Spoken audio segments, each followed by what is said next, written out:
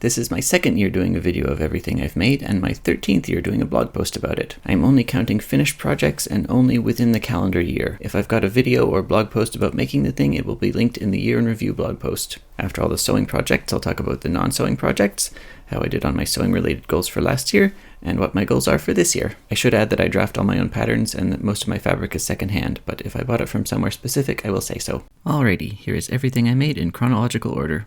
The first thing I finished was a waistcoat that had been on the pile for at least a year and a half. It's the same late 1770s to early 1780s pattern I've sewn up lots of times already. The main fabric is a black textured cotton that I found at the thrift store. It's actually the same kind of fabric as the light green cotton I used for one of my leaf boleros. The front lining is cotton sateen from Rick Rack Textiles in Alberta, and the back is linen. The previous owner of the linen appears to have screen printed some flowers on it using discharge paste, but the fabric's thick enough that they don't show on the outside. There's more machine sewing than I would do on a wool or silk waistcoat, but still a lot of hand finishing. I used fusible interfacing instead of buckram, so it's washable, and it's a little wrinkly now because I've washed it. I did machine buttonholes and then hand sewed on top of them. The buttons are my usual 18th century cloth covered buttons, but in a different cotton from the main fabric, because the basket weave texture has some long floats that would wear out pretty quickly. I like this waistcoat and have worn it a decent amount.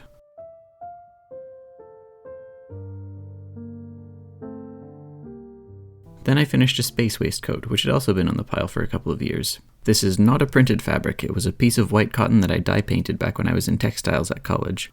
At the time I flicked some white fabric ink on it and painted a few little stars, but then after sewing up most of the waistcoat I painted a lot more stars on, and added a layer of glow-in-the-dark ink to both the stars and the lighter areas of the background.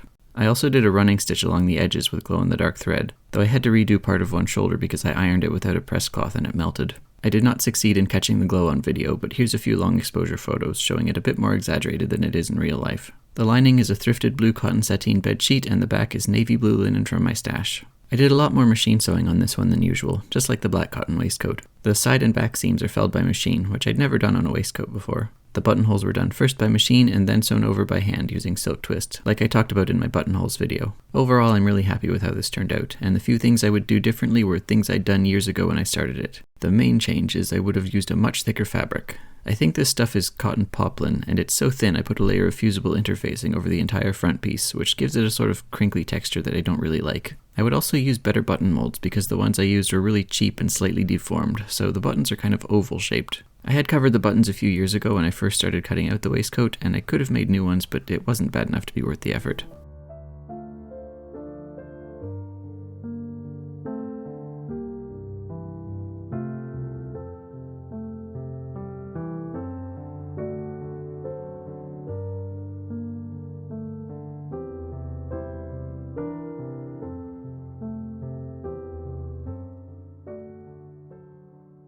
Around this time I also made a bed jacket, but I ripped it apart as soon as it was done because I hated how it looked. I used 2 different remnants of blue-gray corduroy and lined it with 2 different remnants of flannel, and I tried making it quickly without a pattern. It was just a T-shaped tunic kind of thing with the same sort of pleated hood as the flannel capelet I made the year before. It was actually pretty comfortable, but I couldn't stand the way the fabric bunched up under the arms, and the finishing was not up to my usual standards. The fact that I was not putting much effort into it should have made me realize before I finished that I didn't like it. I just don't like working quickly or not making a pattern. So it's in pieces in my scrap box now, and maybe it'll be part of a patchwork project someday.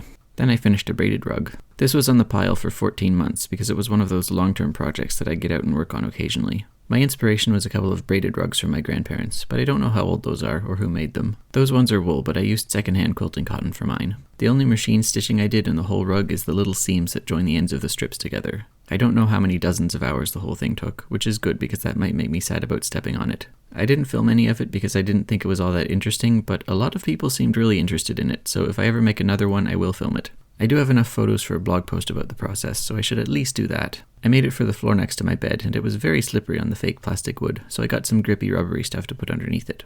If I were to do anything differently, it would be to stagger the second color change more, so the mixed portion of the braid wrapped around the entire thing instead of just one end. I'm glad to have finished it, and I think it goes very nicely in my room. I've machine washed it once and it held up perfectly fine. It was a little bit dished, but it flattened out pretty quickly.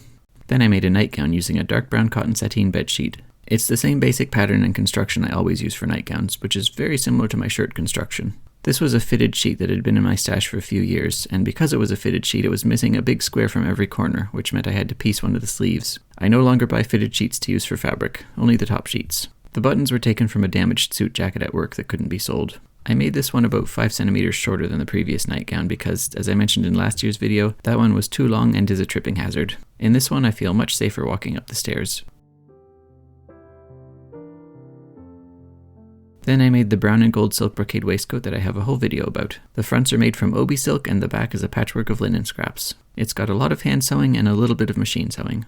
I'm very pleased with the pattern matching on the pocket flaps, and with the fact that I had just exactly enough brown silk twist to do all the buttonholes. I had wanted to make a plain brown wool waistcoat for my everyday wardrobe, but then had to do a long freeze-thaw-freeze cycle on all my wool because of moths, so I made this instead. I'm happy with how it turned out, and I think it's still really nice for everyday wear. The only reason I haven't worn it more is that it doesn't go well with black, and my brown pants are in the mending pile. Including the pair I'm wearing in this video, I started patching them and then just never finished.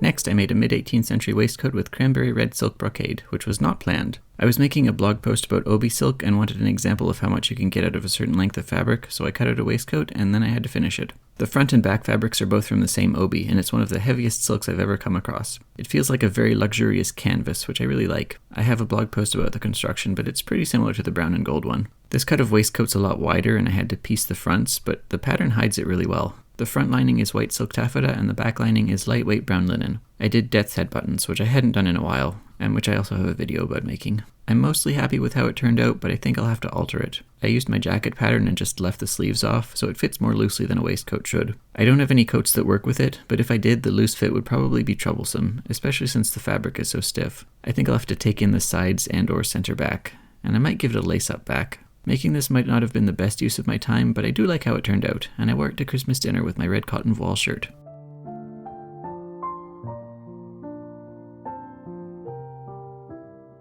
I didn't make all these caps at the same time, but I'm lumping them together here for convenience. I did a couple of round ones, which are mostly for wearing under my wool hats when I go out. An off-white linen one, which I've worn quite a lot already, and before that, a turquoise cotton one, which I made at work and without a pattern and which turned out too short. So later I undid the hem and added a facing made of some scrap linen. And I made 7 of the tubular kind that you gather up and tie shut.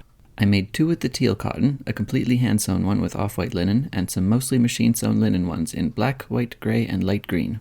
I've worn all of these multiple times. They're great for keeping my head warm around the house and while sleeping. I have a video about making both kinds. It's very nice to have more caps, but I do still need to make more of the rounded ones.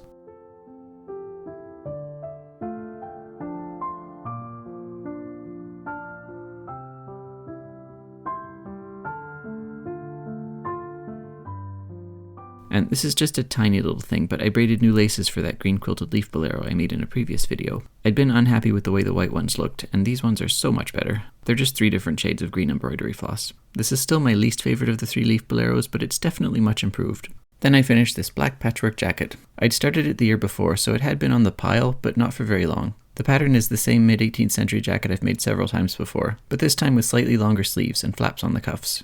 The buttons on the cuffs are functional, but not necessary to undo to get my hand through. I did all the patchwork at my alterations job on days when I finished early. It's mostly cotton, but there's also some wool and silk and a little bit of linen. Sadly, it didn't make much of a dent in my black scrap hoard, which is in a separate box from the rest of my scraps. Scraps from my long corduroy coat, scraps from my cotton pants, part of a waistband for a skirt I never finished, waistcoat I made a decade ago that didn't fit very well, so I tore it apart. Scraps from a poorly chosen lining. Scraps from a shirt and nightgown. That one's wool suiting from a pair of pants I shortened at my alterations job. Some of the thinner fabrics needed fusible interfacing. The buttons are all covered in cotton velveteen and the buttonholes are silk twist. I did the kind that are partially open and partially closed. The lining is the same cotton sateen I lined the black cotton waistcoat with. I love how this came out. The sleeve linings aren't as slippery as I would like, but other than that I have no complaints and I've worn it quite a bit. It's a perfect wardrobe basic because it solves the problem of different black materials not matching, so I highly recommend doing something like this if you wear a lot of black. I would suggest making sure there's at least one pile fabric. I have a lot of different textures in there, but it wouldn't look nearly as good without all that corduroy.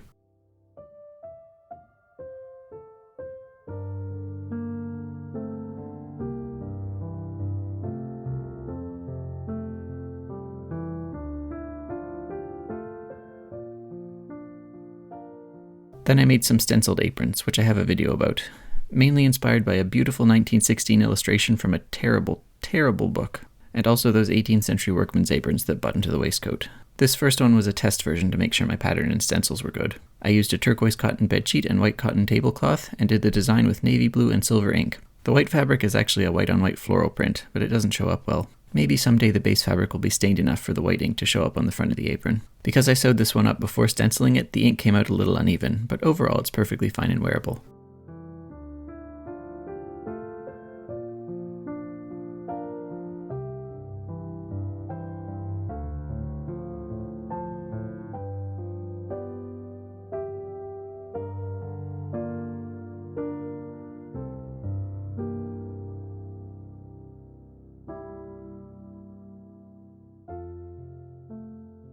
The next one was the main one I showed in the apron video. It's made with 2 different stash cottons in brown and ivory, and stenciled with gold and bright blue. I think both of these came out great, and I'm very happy with the design. I think it's quite a good smooshing together of 2 different eras. I keep both aprons on a hook in the kitchen, and I've been wearing them more than I expected to, now that it's cold enough to wear waistcoats.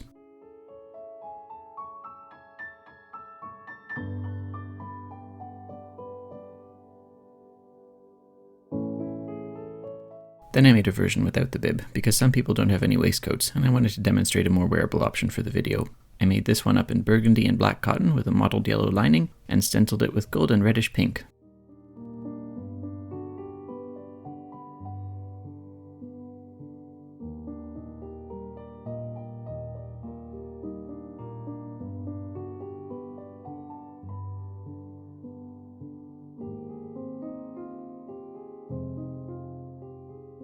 This one I gave to my mother, who says she has been wearing it, but not for yucky tasks. All 3 of the aprons have hidden pockets.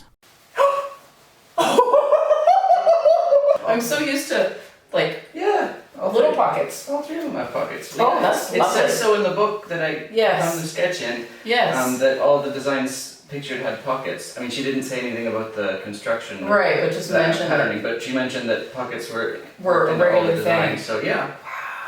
Then I made a wrapper. It's based on 18th century ones, but obviously it's not historically accurate, because I used a thrifted cotton duvet cover with a digital print of some nice foggy evergreen trees. I have a blog post about making it. Like the tubular caps, it's just for keeping warm around the house. I had to piece the sleeves, but was able to cut the lining in one piece. I made the fold-up cuffs really long, and since the fabric is soft and lightweight, they kept sliding down, so I'm currently holding them up with a pair of rhinestone brooches. These are working fine, but they do bump into stuff, which is annoying, so I may at some point just do a few tacking stitches there, or add hooks and bars or something. But aside from that, I am pleased with how this turned out, and I have been wearing it. It's very comfortable, and I love the colors.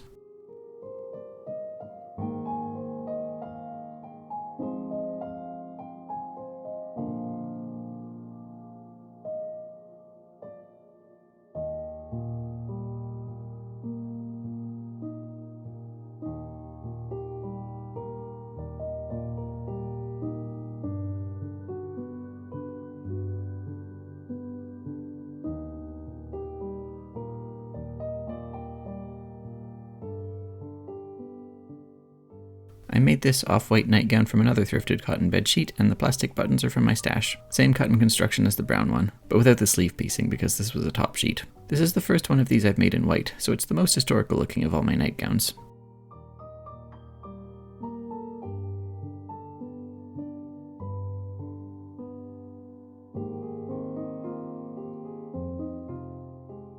Then I hemmed a couple of dishcloths, but the fabric is too stiff, so I haven't been using those ones very much.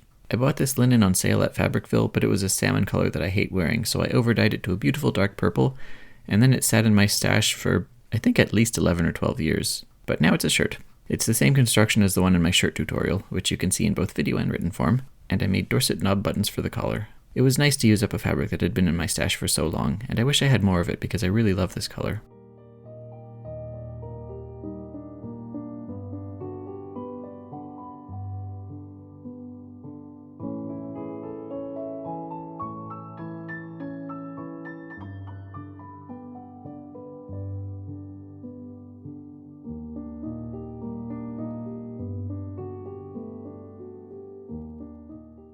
Then I made some emery strawberries. These are based on a couple of antique ones I have. I made 7 of them, but I only have 5 here because I gave 2 of them as wedding presents. These are made with a layer of outer fabric and a second layer of thin cotton, and are filled with emery sand, which I bought a rather large amount of a few years ago. I tried a variety of different materials and techniques for the sepals, and I filmed all of it, but I'm not sure when I'll get around to finishing that video. In the meantime, I would just like to say that emery bags are not for sharpening. These do not sharpen needles. That is a very persistent myth, and it drives me up the wall. Loose sand does not sharpen anything, and if anyone has ever told you that it does, they were misinformed. These are for cleaning and polishing needles when they get rusty and gunky. That's it. Next, I made a purple cotton mask to wear to the aforementioned wedding. Just a square with the sides pleated down, and a little channel on the lining side for the metal nose thingy. For this next one, I haven't posted any photos publicly yet because I'm still working on a video about it. I was trying to finish up other things before the year ended and haven't got around to finishing that video, but I can't leave my year in review incomplete, so here it is. It's a leaf waistcoat. It's made from orange obi silk. The front veins are embroidered and the back ones are painted. I painted some shading on the fronts too, and added gold ink and beading to the lapels. The lining is plain weave cotton. I had some trouble with the fit and had to move the top 3 buttons and add a dart to the underlap, but more on that in the eventual video. Overall, I'm fairly happy with how the waistcoat turned out, but I look forward to sewing up another version with my corrected pattern. I think the embroidery looks great, and I love how well the buttonholes blend into the ends of the veins, but I'm not happy with the shape of the lapels. After that, I made a leaf kerchief to coordinate with the waistcoat. It's made of the same cotton as the lining, which is almost the exact same rust color as the lapel silk. I did all the veins in gold ink and added some shading to one of the corners. I have a video on patterning and making these, so I don't have anything new to say about the construction. The only difference with this one is instead of bringing the masking tape all the way to the midrib, I stopped it a few centimeters off so I could curve those ends too. I haven't worn this a huge amount because I finished it kind of late in the year, but it goes nicely with a lot of other colors I like wearing.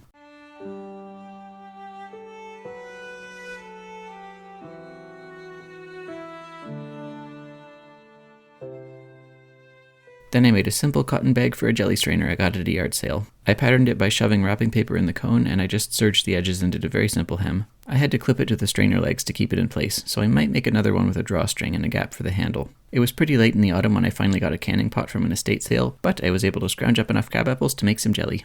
Next is another thing from the pile.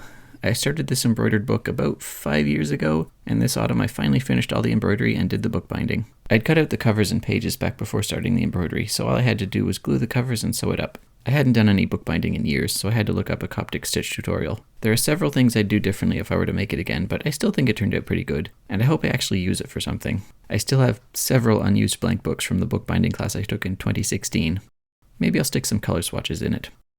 Then I finished a black silk waistcoat, which had also been on the pile for a couple of years. It wasn't a project I intentionally started though. I'd accidentally hemmed and finished the back of a waistcoat that I'd forgotten I was going to fully line, so I cut out a new back and set the finished one aside. I made the fronts out of black silk satin from an obi, which, unlike the other ones, didn't come from eBay. It's the only silk obi I've ever found in person at the thrift store, for about the same price as I pay for the eBay ones. The lining is a thin bright yellow silk from a different obi, that one from eBay. The buttons are death's head buttons again, and this was my first time making them out of silk twist. I must not have packed them in tightly enough because they slip and show the wooden mold a little bit, but that's my only complaint about this. I already had another plain black waistcoat in cotton, which you saw at the beginning of this video, and another in very thick wool, so it's nice to have something in between.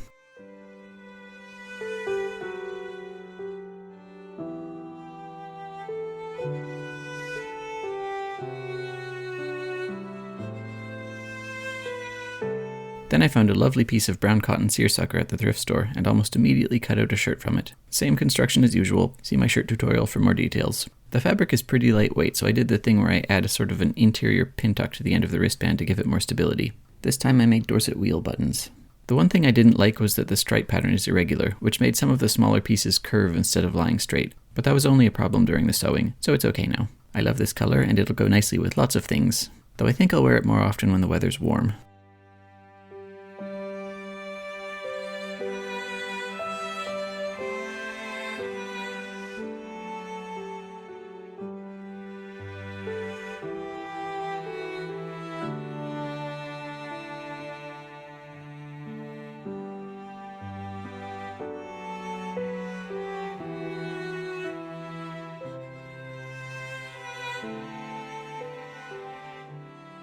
This caterpillar brooch is not from this year, it's one I made a few years ago, but I just felt like it wanted a close-up. Then I finished another waistcoat from the pile. This one was a second attempt at a fur-trimmed waistcoat I made in 2013, inspired by a 1788 fashion plate. My 2013 version was the wrong cut, horribly thick coat wool, and I'd made several foolish mistakes, including putting the buttonholes through the fur trim. A few years ago I decided to remake it with the same fur and some of the linen, but then the fur got moldy and had to be thrown out, and I must have used the linen for something else. I'd cut out some brown and orange striped silk taffeta to be the new fronts, but then the waistcoat pattern got too small and I had to redo it. So I used the taffeta for the front lining instead. I just pieced a bit extra onto the front edges. The new outer fabric is another vintage obi from eBay, and this one's either rayon or a rayon silk blend, which I bought specifically for this waistcoat. It's got a small spoked wheel pattern with just a tiny metallic gold speck, and I think it works really well for late 18th century. I made a hidden button placket, which is more common than you'd think for 18th century waistcoats, and is the most sensible way to deal with the fur trim. The new trim is taken from a dark brown thrifted fur coat, and it only used a tiny bit, so I'll be able to make plenty more things out of it. The back is a few thrifted cotton napkins, with the exact same woven stripe pattern as the ones in the purple jacket I made the year before. Overall, I'm really happy with it, and I think it looks fabulous, but the one thing that annoys me is that the front of the collar is too far back. When I was most of the way through sewing it up, I noticed that on the very few accent examples with comparable cuts, the collar sticks out much farther forwards. So I'm going to extend that part of the pattern before I sew it up again. In my 2024 video I mentioned that I always have trouble fitting the shoulders of collared waistcoats, so I'm pleased to say that after a lot of fussing and mock-ups I finally got my pattern to fit. My shoulders are wonky, so I had to make separate pieces for the left and right sides.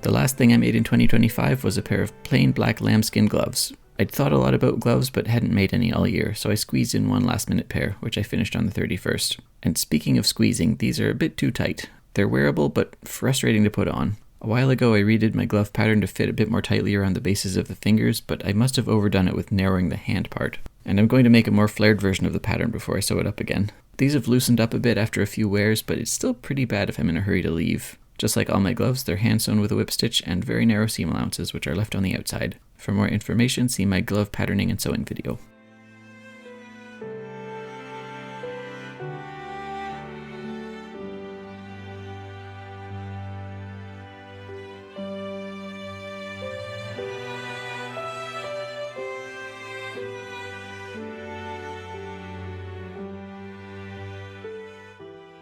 And that is all the finished sewing projects from 2025. I'm pretty happy with most of them. My least favorite thing would of course be the bed jacket I tore apart, and the rounded teal cap was bad until I let the hem down, but now it's okay. I also don't much like my first attempt at embroidered strawberry steeples. They're pretty pitiful, and I might cover them up with some fabric ones. I can't choose a favorite project, but the purple shirt and patchwork jacket are both up there, and the aprons, and the fur-trimmed waistcoat, which I really want to make again in different colors. I also really want to sew up my improved version of the leaf waistcoat pattern. It was a very good year for colors. Not all these things are colors I love to wear, but the majority of them are. And I'm glad I did a few things with contrast, because I'm usually very bad about that. I keep considering adding trim to things, and then I don't, because that would make it a bit less versatile. I almost added metallic trim to the black silk waistcoat, but then I didn't, even though I've got 2 other plain black waistcoats in the exact same cut.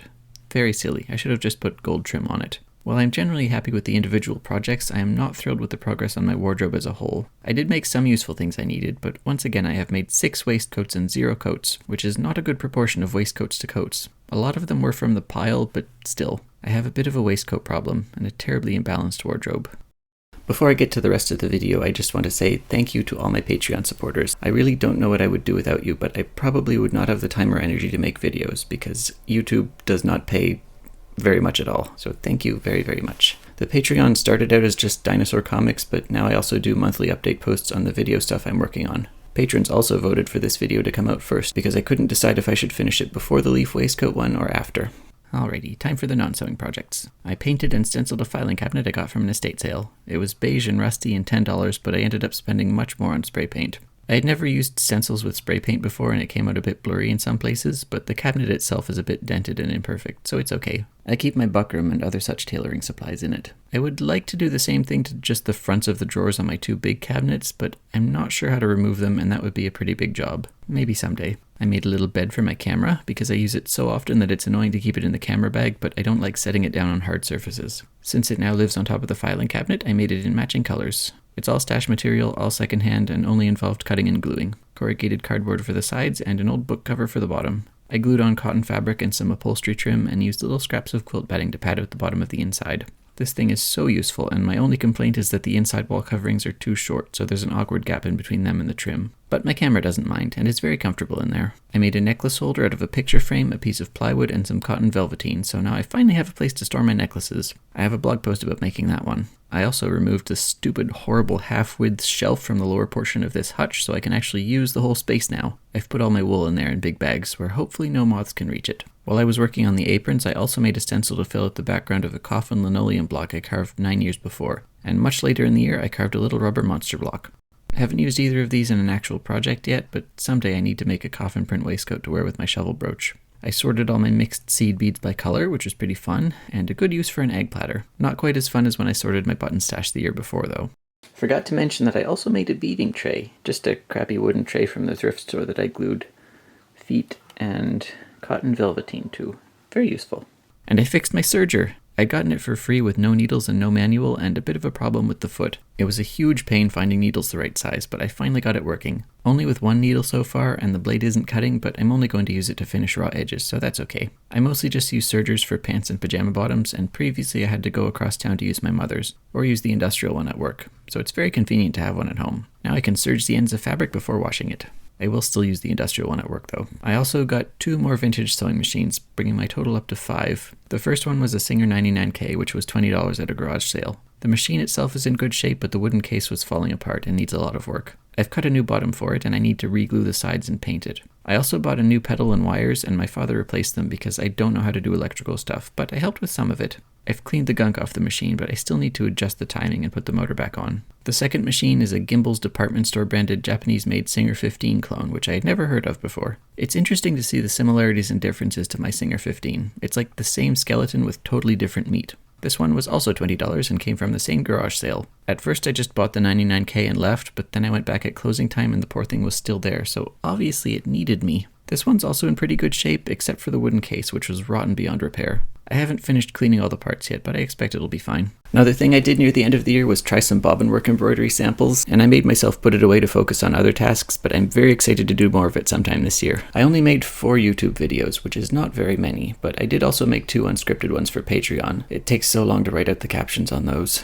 I am really hoping I can get more videos done this year. I'm still working on the leaf waistcoat one, which I expect will be quite long, but I do also have ideas for some smaller video projects. I was surprised by how much people like the cap video, and I need to keep reminding myself that not every video needs to be super long and complicated. Alright, it is time to see how I did on my list of sewing related goals for 2025. Get the pile down to 5 things at most. I got it down to 5. I finished the fur trimmed waistcoat 10 days before the year ended. I also wrote a blog post about the pile. Reducing the pile was my top priority goal, just like it was the year before, and I'm really happy with the progress I've made. It was 12 at the beginning of the year, and that was down from 25 at the start of the previous year. I think that's pretty darn good considering how long a lot of them took, and I'm going to let myself focus more on new things this year. I'm sure I will still work on some pile stuff. It's gotten easier to finish old projects the more of them I do, and I expect I'll finish at least 2 more this year, but I'm not going to put it on my list of goals. I've done all the fastest ones, so the last 5 things are either barely started or will need dozens of hours of handwork, or both, so they can wait. I can spread them out a bit more. 5 projects does not weigh on my mind like 25 did. Draft a new pants pattern.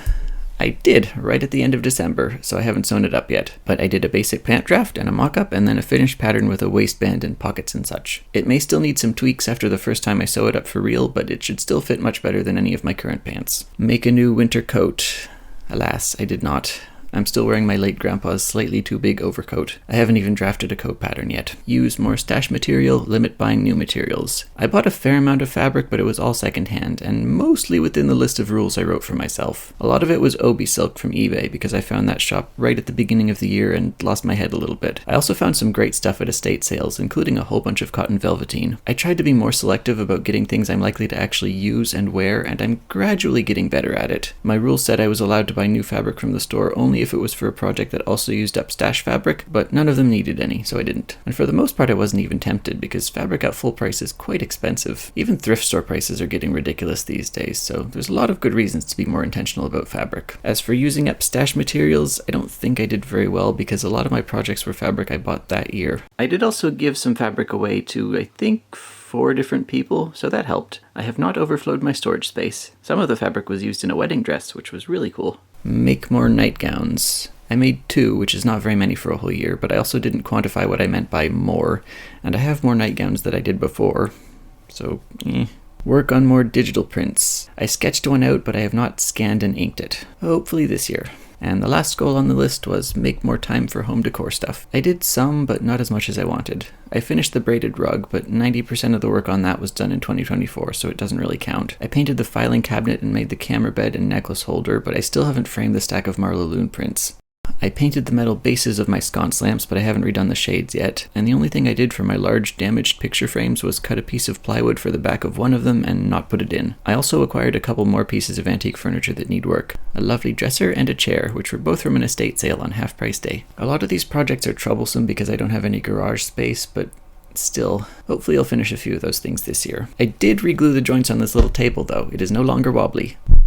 It's also out of frame. Not my best year for sewing goals, but I try not to pressure myself too much. Onto the list of goals for 2026. The first one is wardrobe planning. I've done a lot of vague, idle wardrobe thinking, but I haven't put it down on paper, and my wardrobe is not very good. I have some big gaps that need filling, and I keep sewing things that are more fun, but that don't really go with any other things I have. I have so many waistcoats that have no coats to go with them, including this one, especially because most of the coats I've made don't fit anymore. Sitting down and doing an actual big wardrobe plan is something I've been meaning to do for years at this point, and now that the pile is finally under control, I think it's time. I really want to think about what colors I like to wear most, and which colors go with the most other colors. I want to look at the things in my current wardrobe and how often I wear them, and take notes on why. And I want to do a lot of sketching. With more deliberate planning, I should be able to come up with things that are both wearable and interesting to work on. And I will put all of it in a ring binder. This will be my top goal for the year. Next is deal with the mending pile. Since I've made so much progress on the project pile, it's time to give some attention to the other pile. I put my damaged garments in a big box on top of my filing cabinet, and I leave them there and forget about them. I don't expect to get all of them done since I'm sure I'll add things to it, but I would like to downsize it to a smaller box, at least half as small as the current box. I also have a number of coats and waistcoats in my closet that need either letting out or donating. Not to the thrift store, I give them to a small theater company. Dye some fabric. Speaking of piles, I also have a big stack of fabric I've been meaning to dye for years. I have dyed a little bit here and there, but with the kinds of dye I use, it's a lot of work and I have to be really careful and mix up the powders outdoors. It was much easier when I had access to the textile studio in college with the big industrial fume hood. But wardrobe planning includes figuring out which colors I like wearing the most, and once I've narrowed it down to the highest priority ones, I can dye multiple pieces of fabric at once. One of the perils of secondhand fabrics is sometimes you find something really nice in a color you don't like, and you think, oh, I could just dye that. Like this vintage cotton damask that would be perfect for an early 18th century wrapper if it weren't the absolute worst possible color on my skin tone. I don't have a specific goal for the amount of fabric, but I would like to spend several days just focused on dyeing stash material, and maybe a couple garments. Draft at least 3 coat patterns. As mentioned, I very badly need more coats, and since my old ones don't fit, I need new patterns. One of these must of course be for the winter overcoat I still haven't made. Make mittens. A small project, but an important one considering I currently only have one pair, and I live in maritime Canada. I've been meaning to try sewing mittens from that Diderot pattern for quite a while, so putting it in this list will hopefully ensure that it happens. Make more pants. Now that I have a new pants pattern and a functioning serger, there should be no impediment to my making more pants, and I am very, very badly in need of new pants. And the last one is machine repairs. I really want to get my FOF 360 unstuck because I've never had a machine that can do zigzag before. I also have a small snag to fix on my white VS2, and I would like to get at least one of the 2 garage sale machines fully restored in a finished wooden base. It's okay if I don't get all the goals done. plan. I usually don't, but these are the main things I want to aim for this year. This list feels more cohesive than usual, I think. A lot of the ones from previous years are pretty disjointed, but this one mostly fits well with the wardrobe planning theme. I do also want to not spend too much money on fabric, to use more stash material, and to not let the pile grow any bigger, but I think I'll be okay continuing that without making them official goals. Okay, I guess that's it. Thank you for watching. Thank you again to my patrons for helping me pay my bills, and I hope this year is at least a tiny bit better than last year. Bye.